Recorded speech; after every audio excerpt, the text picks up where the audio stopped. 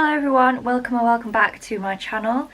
I am here today with my 25 for 25. Basically 25 books that are right on the top of my priority list that I want to read in 2025. I'm just going to get straight into it because if I keep rambling this is going to be a very long video because obviously we've got quite a few books to talk about. If I keep looking down it's because I've got a list on my phone because I don't have physical copies of all of them and I don't want to miss any. The first one I do have a physical copy of and it is City of Glass by Cassandra Clare.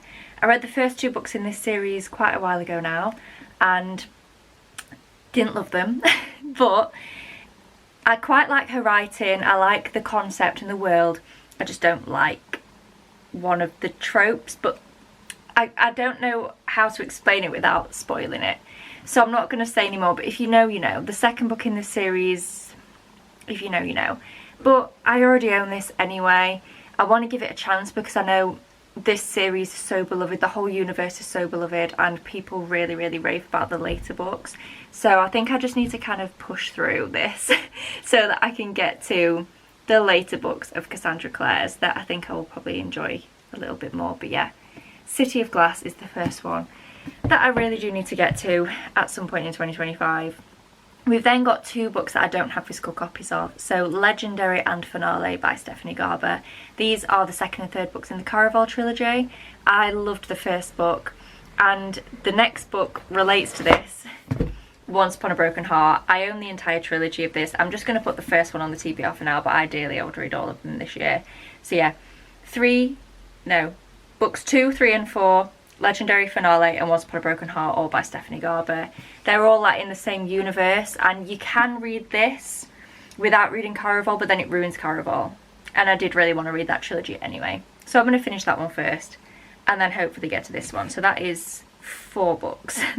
The next one, again, I don't have a physical copy of, Lost and Lassoed by Lila Sage.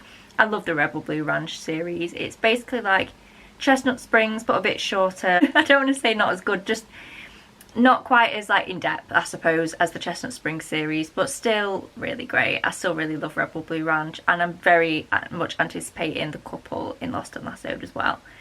The next one, again, I don't have a physical copy of, and it is A Photo Finish by Elsie Silver. This is the second book in her first ever series, so her older series, Gold Rush Ranch I believe it's called, and I really loved Chestnut Springs and I'm excited to read Elsie Silver's new books, but I want to go back and read the old ones first before I get to the new ones.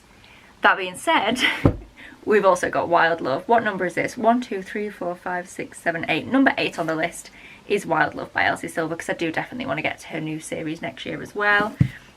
This year, guys, I don't know if this is going up end of December or beginning of Jan, so you just kind of have to bear with me. I'm filming it at the end of December, but I don't know what order I'm putting these videos up in. So this year, whenever you're watching this in 2025, I want to basically get up to date with Elsie Silver's books, read all of her old ones and get up to date on her new ones as well. The next one is a book that I have owned for a very long time and I don't know why I haven't read it because I've got a feeling that I'm really going to love it, and it's Red Queen by Victoria Aveyard. I've never read anything from this author, but just, I am a Hunger Games girl, I am a dystopian girl, I am a fantasy girl, so I just feel like I'm really going to love this. I said this in a different video, but I think what I'm going to do first is finish the Powerless trilogy by Lauren Roberts because I know that that gets compared to this a lot and I'm well aware that this came first. But because I've started that series, I think I'm going to finish it and then go to this one after, just so I don't get confused, and I don't want to read them too close together and compare them because I don't think that's fair, especially because I'm reading this second when it came out first, if that makes sense. So I might read this more towards the end of 2025, but definitely one that I want to get to. The next one is another series that I have already started. This one is Love Unwritten by Lauren Asher. It's the second book in the Lakefront Billionaire series. The first one was Love Redesigned and that was like a 4.5. I loved it. The only reason I haven't read this yet is because look at the sheer size of it for a romance book. I might end up picking this one up on audio, I think, just to help me get through the sheer size of it. But yeah, I loved Love Redesigned, so I think I am really going to enjoy this. It's just dedicating the time to sit down and actually read it. Not in Love by Ali Hazelwood. This is the last novel of Ali's that is currently released that I haven't read. I know she's got another one coming out next year, so I'm probably going to read this one before the new one comes out. I just don't like being left with nothing of hers to read, so I've been putting this off. But yeah, again, I think I'll really enjoy it. I love anything that Ali Hazelwood writes. I would probably rate her shopping list 5 stars, so very excited about that one as well. Then we've got another series that I want to start that is interlinked with a series I've already read. The first book in the Briar U series, which is called The Chase, which is by Elle Kennedy. This comes after, or is kind of interlinked with, the Off Campus series, which is one of my favourite series ever of all time. I don't know, I haven't read Briar U yet. It's just one of those that in my head, like, it's just a reliable that I've got on the shelves when I need something that I know I'm going to like. This is there waiting for me. But I think this is the year that I actually need to go for it, because I just know I love it. I love hockey romance. I'm reading a hockey romance right now that I'm loving, and before this I haven't read one in a while, especially not one that I've like fallen in love with. So it's kind of got me re-excited again to read Briar U. Again, I'd love to read the whole series, but I'm just going to put the first one on this TBR, relieve some of the pressure. The next one is, again, a next book in a series, Broken Web by Laurie Emily. This is the second book. It comes after Forest of Souls. I think is the series called the Shamanborn series. I love Forest of Souls. It was something that I bought on a whim. I bought it secondhand because it was a pretty fair loot edition, and I ended up actually really liking it unexpectedly. So I'm going to carry on with the series. I bought myself this copy recently. I don't know if my haul is going up before or after this. Again, I'm assuming this will go up first actually. So sneak peek, guys, as to one of the books I bought myself that I'm putting on my TBR for this year. I'm really keen to read series a lot closer together in 2025. I don't want to read a book in a series and be like, oh yeah, that was good, I want to carry on, and then just not actually carry on. I want to go back to the days where I was reading series like back to back to back. Obviously it's not always possible because they're not always released, but where they are released, like this one, it's a complete series. I want to just read it because I do want to read it, so I just need to do it. What have we got next? Oh, the next one is another one I don't have a physical copy of, but I do own it on audio, and it is Vow of Thieves by Mary E. Pearson. This is the conclusion of the Dance of Thieves duology. Is that what it's called? It might have a name. First book was Dance of Thieves.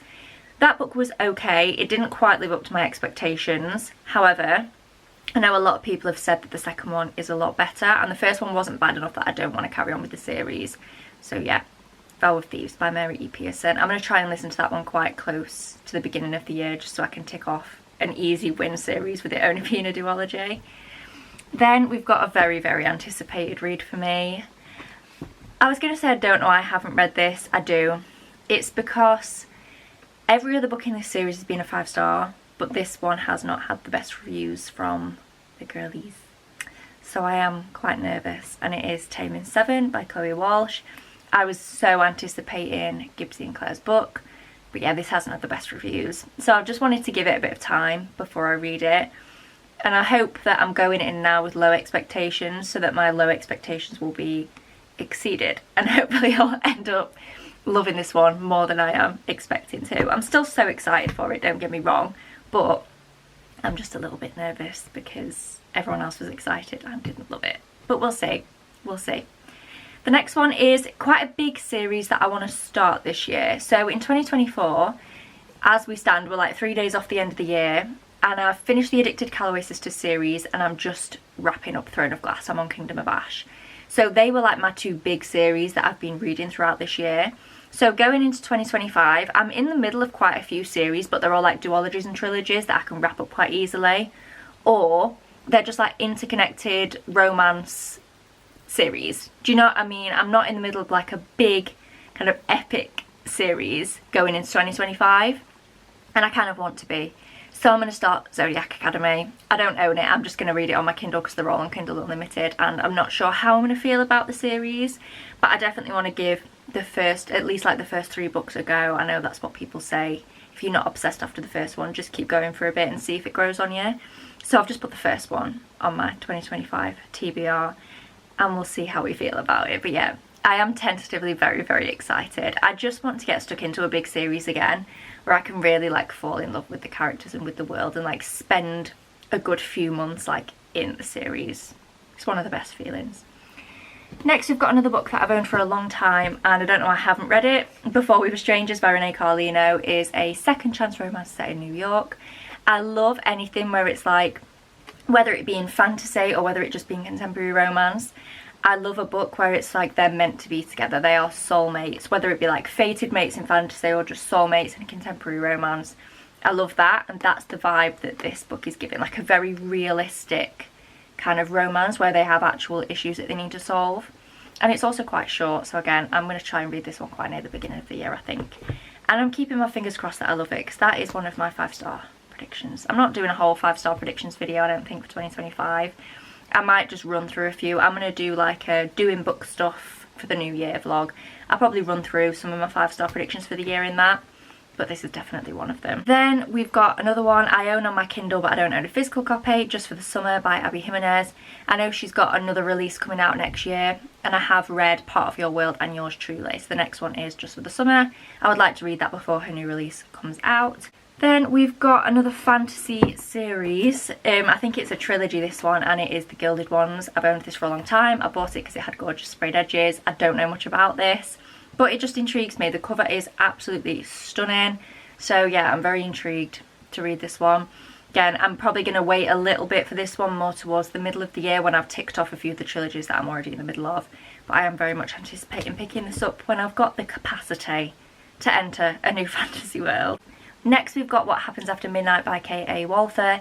This is set, I believe, in a boarding school, and it's like the last day or the last night before they go on break, and there's like a big like senior prank, or just like loads of people involved in a big prank. I loved K.A. Walther's other book that I read from her, The Summer of Broken Rules, which again had like a whole game aspect to it, so I think I'm really going to love this one. I'm tempted to leave it more towards like the end of the year, but I don't think I can. I think I'm going to end up really wanting to read this one quite near the beginning of the year. It just gives me more like September, October vibes, but I honestly don't know if I'm going to be able to wait that long, because I've been so excited to read this ever since I read The Summer of Broken Rules back in this summer. I don't know, I've even held off this long, to be fair. Then we've got, if I can reach it, The Fake Mate by Lorna Ferguson. I read Bride by Ellie Hazelwood in 2024, and a lot of people said if you enjoy Bride you might like The Fake Mate, and I did like Bride, so I'm hoping I'm going to like The Fake Mate. I've never read anything in the Omegaverse before, I've never read that kind of book before I read Bride, but as I said, I really loved it, so I'm hoping that I will love this one as well. Again, this is one that I'm not necessarily expecting it to be a 5-star, but I think if it's anything like Bride, this could be a new favourite. But I will say, I try not to go into books with those kind of vibes, because I don't want to go in and then be disappointed, but you can't help but get the vibe sometimes that you're just going to love a book, you know. Then we've got another one that I've owned for a really long time. This Savage Song by V.E. Schwab. I know nothing about this. I believe it's a fantasy book, I'm assuming. Kate Harker and August Flynn are heirs to a divided city. Is it giving Romeo and Juliet? Because if so, I'm very intrigued, because I read These Violent Delights in 2024 and loved it.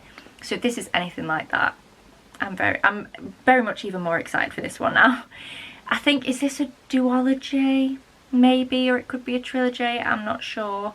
But I might end up having to forego my rule of not starting new series until I've finished one and pick this up, because I'm now very excited for it. Then we've got, if I can, again, we're getting to the point where the pile is now, because the pile fell over, the top of the pile is now very far away from me and I'm struggling to reach. Unravel Me by Becca Mack. This is, I believe, the second book in her series. The first one was Consider Me, and I adored that book. It was boy obsessed. It was just such a good hockey romance. Again, I'm a sucker for a hockey romance. So I've got this one. I already own a physical copy of the next one as well. But I thought, again, to relieve the pressure, we're just going to put this one on the TBR for when I'm in the mood for a really solid, easygoing, funny hockey romance, which is what I'm hoping this will be, because that's what Consider Me was. It was just like fun, silly vibes. So I'm hoping for the same kind of thing from Unravel Me. The next one is, I can't believe I've not read this. This is ridiculous. The Inheritance Games. I've owned this for so long. Again, I keep putting it off because I think I'll like it, which literally makes no sense. But it's just one of those books where I'm like, there's no rush because I just know I'm going to like it. Does that make any sense at all? Like, sometimes when I do TBR videos, I try and lean towards the books that I wouldn't choose on my own, which means I never end up choosing the books that I think I'll like. I don't know if that makes any sense. Again, it's kind of that old reliable thing. I've just got this sat on the shelves ready for when I want kind of a mystery type book that I'm pretty sure I'm gonna like. Last three, these have been in no particular order, by the way, of excitement. I've just literally stacked them up and then they all fell on the floor anyway. So They have been in a complete random order. King of Scars by Leigh Bardugo. This comes after Crooked Kingdom. It's not like, I don't think it continues straight from it, it's just like interconnected. It follows Zoya and Nikolai. I didn't love Shadow and Bone. I did like the Six of Crows duology, but I wasn't quite as obsessed as I think a lot of people are. But I did love Zoya and Nikolai, so I'm holding out hope that this will be like a solid, well, there's one book that comes after this. I'm holding out hope that this duology will be like a solid end to the series for me. But obviously, we will see how it goes. It is quite a big book, so again, another one that I might end up listening to on audio. But yeah, not in any particular rush to read this at the beginning of the year, I don't think, because it's been so long since I read Crooked Kingdom anyway. I'm in no rush, but definitely want to get to it in 2025. I've owned it for long enough. Yet another fantasy series. I really want to read this one soon, but I shouldn't because it's quite a big series. It's not massive, I think it's like 5 books, but some of the books are quite big. Guild by Raven Kennedy. I think this, I don't know if this book in particular, but I think this series as it goes on has some quite dark themes, and I'm just quite excited for that. Maybe I should wait, because I know Zodiac gets quite dark, I think, as well. Maybe I should focus on Zodiac at the beginning of the year and read this later in 2025. But I'm just ready for a bit of a darker, grittier fantasy. I've not read like a dark romance or anything in a while, and I'm kind of missing that in my life a little bit. I'm not a massive dark romance reader, but I do tend to like it whenever I do read it. So I think in a fantasy setting especially, this might fill the gap that I've had in my life whilst I've not been reading like darker books. And then in complete and utter contrast to that, we've got Out on a Limb by Hannah Bodum Young, which is like a cosy contemporary romance. Everyone has raved about this in 2024, so I'm so excited to read it. It's a trope that I don't usually love, it's accidental pregnancy, but everyone says like, just please read it. Like, just ignore the fact that it's accidental pregnancy and just read it. So I'm going to do what the girlies say, and I'm going to ignore that, and I'm going to read it anyway. To be fair, there have been, especially, I don't want to say it in case it's a spoiler, but there has been another book in a very popular series that was accidental pregnancy, and I adored that book with every part of me. So I'm going into this with good vibes that it's going to be another good accidental pregnancy book. And if I can count, they are my 25 books that are at the top of my priority list to read in 2025. Doesn't necessarily mean they're the ones I'm going to read first. As I said, there's some of these I probably will read more towards the end of the year. These are just the books that I really need to get to them for one reason or another in 2025. So yeah, I hope you enjoyed this video. Please do give it a thumbs up down below if you did. Subscribe if you haven't already, and I will see you in my next one. Bye!